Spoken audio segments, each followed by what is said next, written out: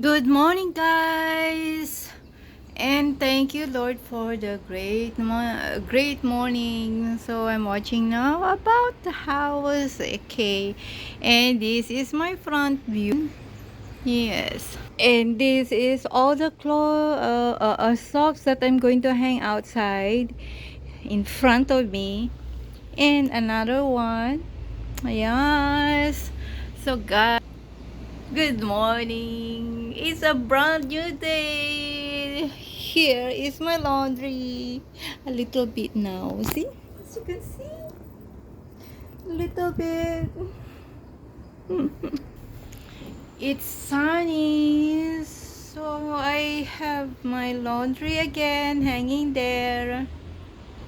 And I'm doing a laundry my blanket and pillowcase and duvets. So guys, this is the nice weather to do the laundry again. But see, soon this is the socks. Oh my gosh. So guys, how you relate with me? Messy, messy. My laundry here behind. Always and will be forever. See?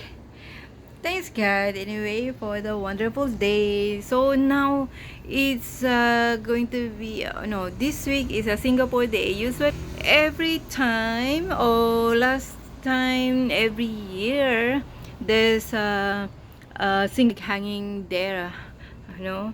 But now because of I keep hanging my laundry throughout the years of staying here, I think they also see and realize it that sorry guys, sometimes I cover it over with my laundry, so I'm sorry I didn't see, because sometimes it's there but you didn't see because it was hang on the other side.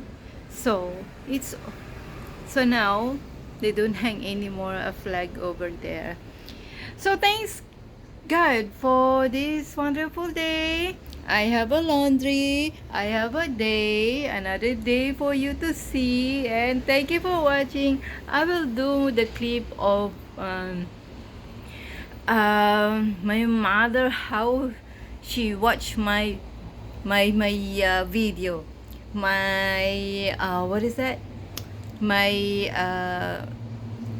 my supporter, my subscriber that like to watch my messy house, like to watch my laundry here, taking to fold my laundry. Okay guys, so see you, bye.